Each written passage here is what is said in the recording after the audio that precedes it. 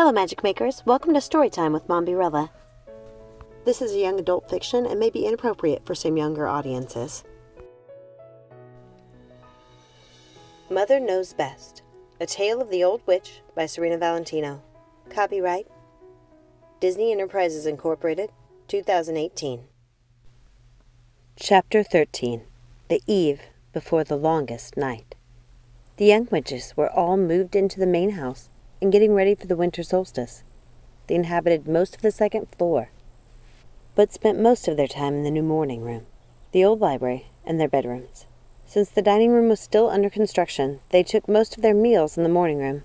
This day they were enjoying their breakfast while sitting in one of the window seats, their tea and biscuits before them on a little round table. Since the confrontation with their mother, the dead woods hadn't been so dreary. Even with winter coming, the sky seemed less gray, and they sometimes even got sunlight in the morning room. They had a spectacular panoramic view of the dead woods. They could see all the way to the thicket in every direction. "I wonder when we will see the first snowfall," said Gothel. "Hazel, do you smell snow?" "Not yet, Gothel, but soon." They were preparing for the longest night. This year, Gothel had her own ideas of how to celebrate now that their mother wasn't there to dictate how they spent their holidays. Usually, it was a somber affair, everyone in black, and the main house entirely dark and freezing cold. Their mother wouldn't even allow fires in the hearths on the longest night. Mania welcomed the death of winter and celebrated the longest night with a day of fasting and the reciting of the names of all their ancestors, while leaving them little gifts and offerings of their favorite foods on a ceremonial altar. It was a somber version of Samhain, during which the lives of their ancestors were celebrated. Mania had little oval oil paintings of all their ancestors in wooden frames, which she set on the family altar, and she would tell the girls their stories in succession. After the stories, they would stand at the altar looking at the portraits in silence, careful to stay perfectly still so as not to frighten away the ghost of their ancestors, should they decide to visit them on the longest night. This year, there will be a portrait of Mother among the others. Her sisters didn't seem to be excited about the solstice, even though Gothel had gone out of her way to make sure they'd enjoy themselves. Never once in their entire upbringing had their mother allowed them to have a solstice tree or exchange gifts, and Gothel thought having the tree would lighten her sisters' heavy hearts. But they still moped around the house, lackluster and peaky.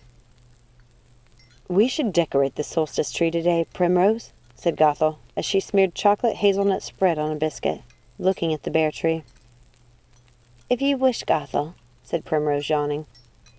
"What's wrong, Prim? Are you okay? Still not feeling well?" "I'm just exhausted all the time, and honestly, I'm not excited about the longest night." "That's because I haven't told you how we're going to celebrate." "We're going to do what we do every year," said Hazel, picking up a biscuit. Hazel had gotten frightfully thin the past few months, and her eyes looked weary. Both of Gothel's sisters looked pallid, actually. Gothel looked at them, wondering what she could do to liven their spirits. "We're going to fill this entire house with light." What? asked Hazel and Primrose in unison. "You heard me. Every single room will be filled with light. Look out the window. The wagons arrived this morning while you were sleeping." Primrose and Hazel went to the windows that faced the courtyard. Sir Jacob was down there, directing their minions, like a wizard performing magic on a windy hilltop, gesticulating and pointing in various directions with great fervor. "Are those candles?" "Yes, wagons and wagons of them. We're going to infuse this house with light. I've been reading about how other witches celebrate the longest night. There's some witches who feel it's best to make a celebration of light." "Where did you hear that?" asked Hazel. "In one of the books that came in one of Jacob's many wagons." "You've grown rather dependent upon him. Do you think that's wise?" asked Primrose. "He's happy to have the work.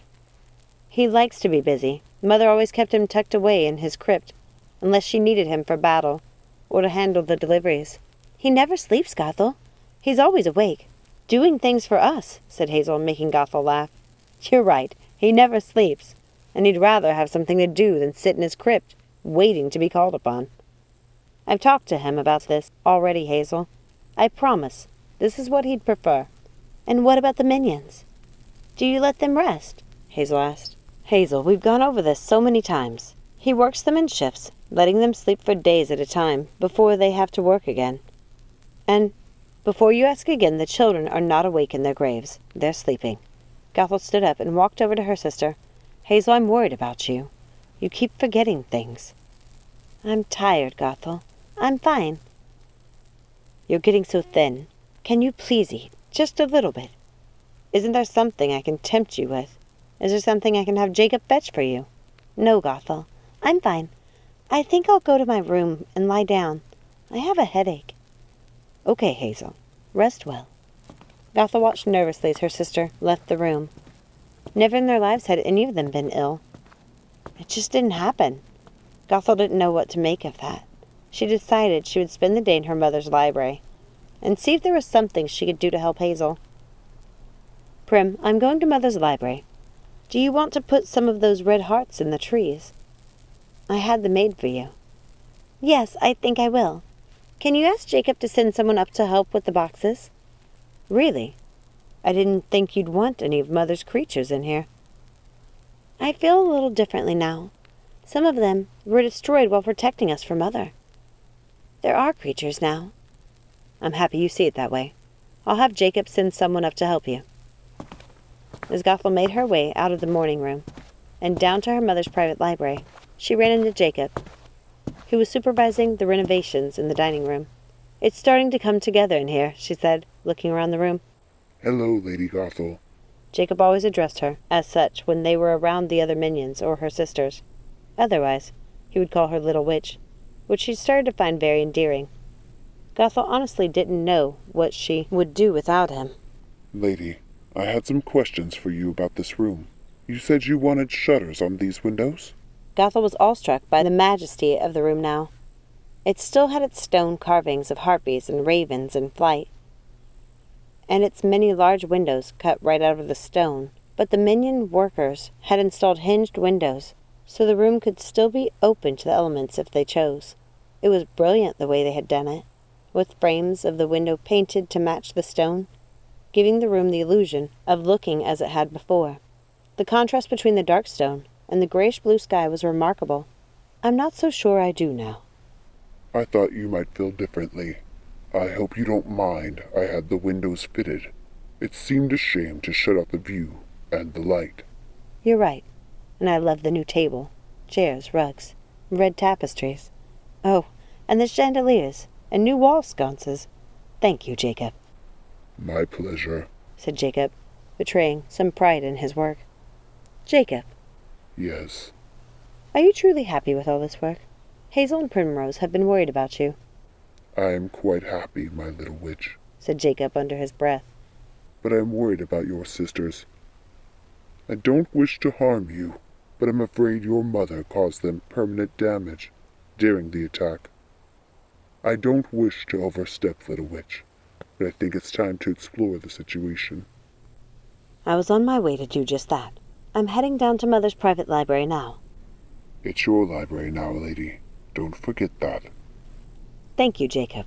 I'll be there if you need me. Thank you so much for listening. Please remember, like, subscribe, ring that notification bell, share with a friend, comment down below. And remember, let it go and keep moving forward. Have a magical day. Bye.